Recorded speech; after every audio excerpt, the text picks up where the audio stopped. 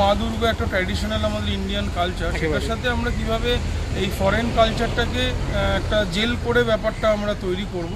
আমি কিন্তু একদম প্রতিমার সামনেই দাঁড়িয়ে আছি। এই হচ্ছে কিন্তু মা দুর্গা। এটা কিন্তু অ্যাকচুয়ালি ফাইবারের ওপর কিন্তু কাজ হচ্ছে। এই হ্যালো গাইস, গুড মর্নিং। আজ কিন্তু আমরা বেরিয়ে গেছি নতুন আর একটা দুর্গাপুজোর কিন্তু এপিসোড শ্যুট করতে। আর আমি কিন্তু এই মুহূর্তে আছি সাউথ কলকাতার অন্যতম একটা বড় জায়গা, যেটা হচ্ছে কালীঘাট। আর কালীঘাট মানেই কিন্তু আমরা জানি মায়ের মন্দির। আর এই মুহূর্তে কিন্তু সিএম মমতা ব্যানার্জির কিন্তু বাড়ি। কিন্তু এবারে কিন্তু সরাসরি টপিকে আসা যাক। আমি কিন্তু যেই জায়গাটায় দাঁড়িয়ে আছি সেটা কিন্তু Jatin Das park metro station থেকে নেমে কিন্তু যেদিকে কালীঘাট পটুয়াপাড়ার দিকে যেতে হয় সেদিকে কিন্তু তোমাদের আসতে হবে। এসে কিন্তু এই যে দেখতে পাচ্ছ Kalighat fire station, Kalighat fire স্টেশনের সামনে আসবে এবং পাশ থেকে যে রাস্তাটা ঢুকে যাচ্ছে এই রাস্তাটা দিয়ে সোজা চলে গেলে ওই যে দেখতে পাচ্ছ যে ঢাকা দেওয়া আছে, ওখানে কিন্তু কালীঘাট যুব মৈত্রী কিন্তু পুজোটা হয়ে থাকে। তো এখন কিন্তু সেই স্পটে যাবো। আর যেতে যেতে চলো আমার ইন্ট্রোটা দিয়ে নেওয়া যাক। Welcome to my new video, new blog.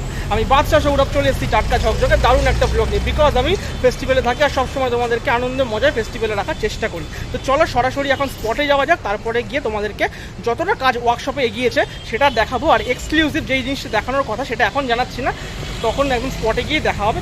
A few moments later. স্পটে চলে আসছে, দেখতেই পাচ্ছ তাদের কিন্তু ব্যানারটা যেটা কিন্তু খুঁটি পুজোর সময় দিয়েছিল, এখানে কিন্তু লেখাই আছে যে মাউরি কার্ভিং নিউজিল্যান্ড, অর্থাৎ মাউরি আর্টকে কিন্তু তারা তুলে ধরতে চলেছে এবারে দুর্গাপুজোর যে থিম তাতে। এবং অবশ্যই তাদের যে প্রতিমা হবে সেটাও কিন্তু মাউরি আর্টকে কেন্দ্র করেই হবে, মানে তার মধ্যে মাউরি আর্টটাকে জেল করানো হবে। তো সেটা তো অবশ্যই আমি এক্সক্লুসিভ আজকে ভিডিওতে তোমাদের দেখাবো কিছুক্ষণ পরে। তার আগে চলো এইখানটা কিন্তু অ্যাকচুয়ালি মণ্ডপটা কিন্তু হবে। এখন অবধি মণ্ডপের কাজ কিন্তু শুরু হয়নি, কিন্তু যেটা তোমরা দেখতে পাচ্ছ ওর ভেতরে কিন্তু ঠাকুর তৈরি হচ্ছে, সেটাও দেখাবো। বারবার বলছি একটু পরে। কিন্তু মণ্ডপ এখানে কিন্তু তৈরি হয়নি, কিন্তু কিছুদিনের মধ্যেই কিন্তু মণ্ডপের কাজ কিন্তু অলরেডি শুরু হয়ে যাবে। কিন্তু আরেকটা ইনফরমেশন দিয়ে দিই, মণ্ডপের কাজ এখানে মানে যেটা বাঁশের কাজ সেটা শুরু না হলেও যেটা তোমাদের নর্মালি যে আর্ট ফর্ম যেটা কাজটা কিন্তু অলরেডি শুরু হয়ে গেছে ওয়ার্কশপে। তো এখন তোমাদেরকে সেই ওয়ার্কশপের যে কাজগুলো হচ্ছে সেগুলো কিন্তু তোমাদেরকে দেখাবো। তার সাথে কিন্তু সিদ্ধার্থ অর্থাৎ এখানকার শিল্পী যিনি আছে তার সাথে কথা বলে আরও ভালো। তোমরা যাকে এই মুহূর্তে স্ক্রিনে দেখতে পাচ্ছ তিনি কিন্তু কালীঘাট যুব মৈত্রীর শিল্পী। তো নামটা একটু যদি বলো। আমার নাম সিদ্ধার্থ বিশ্বাস। আচ্ছা, তোমার সাথে তো আগেও পরিচয় হয়েছে খুঁটি পুজোর ব্লগে। তো কি মানে যে চিন্তা ভাবনাটা তুমি করেছো সেটা যদি আরেকবার বলো এখানে। দেখো, আমরা তোমাদের ইউটিউব চ্যানেলে জানিয়েছিলাম যে আমরা নিউজিল্যান্ডের মাউরি ফোক আর্টটা আমরা রিপ্রেজেন্ট করছি এবছর যুব মৈত্রীতে। তো সেটারই আজকে যে সময় তোমরা এসছো বা যে সময় তোমরা ভিডিওটা দেখছো, আমাদের কাজটা খুঁটি পুজো থেকে আজকে অনেকটা ডেভেলপমেন্ট হয়ে আমরা আস্তে আস্তে ফিনিশিংয়ের দিকে যাচ্ছি। এবং তোমরা পুরো ভিডিওটাতে দেখতে পাচ্ছ যে কী ধরনের ক্রিয়েটিভিটি বা আর্টওয়ার্ক এখানে আমরা করছি। এবং আস্তে আস্তে আমরা এই শেষের দিকে এগোচ্ছি এবং ধীরে ধীরে আমরা চেষ্টা করছি যে আর্টওয়ার্ক বা যে ক্রিয়েটিভিটিটা নিউজিল্যান্ডের তৈরি হচ্ছে বা তৈরি হয়ে আসছে দীর্ঘদিন ধরে, সেটাকে যতটা নিখুঁতভাবে রিপ্রেজেন্ট করা যায় তারই একটা প্রচেষ্টা আমরা করছি। আশা করছি আর কিছুদিনের মধ্যেই কাজ সম্পূর্ণ হয়ে যাবে এবং আপামর সমস্ত পুজোপ্রেমী মানুষদের জন্য আমরা এই কাজটা খুলে দেওয়ার একটা পরিকল্পনা আছে। আচ্ছা, তো আমরা দেখতে পাচ্ছি ব্যাকগ্রাউন্ডে কিছু আর্ট ফর্ম রাখা আছে, এগুলো যদি একটুখানি ক্লিয়ার করো পাবলিককে। দেখো, এই আর্ট ফর্মটা নিয়ে আমাদের কাজ, যে ধরনের কাজ তোমরা দেখছো বা আমার পেছনে যে কাজগুলো রয়েছে, টোটালি ফাইবার কাস্টিংয়ের এই মডেলগুলো আমরা করেছি তাদের যে আর্ট ওয়ার্কের অনুকরণে।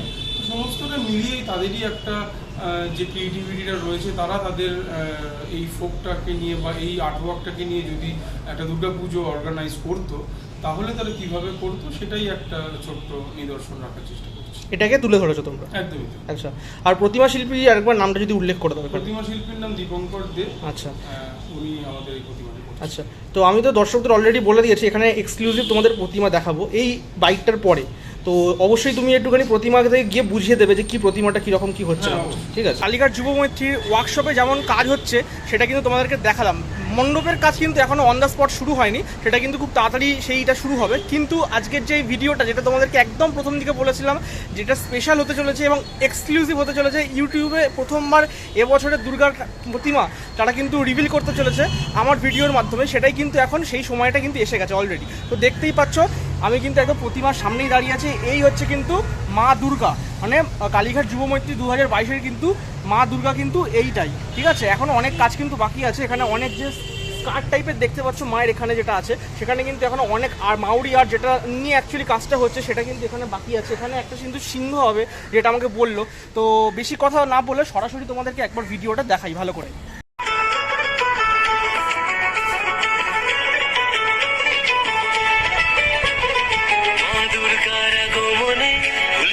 আলিঙ্গনে মহামারী মুছে যাবে আজ। ঢাকের পিঠে পড়লো কাটি, পুজো হোক জমজমাটি, তুমি সাজে সেজেছে আকাশ।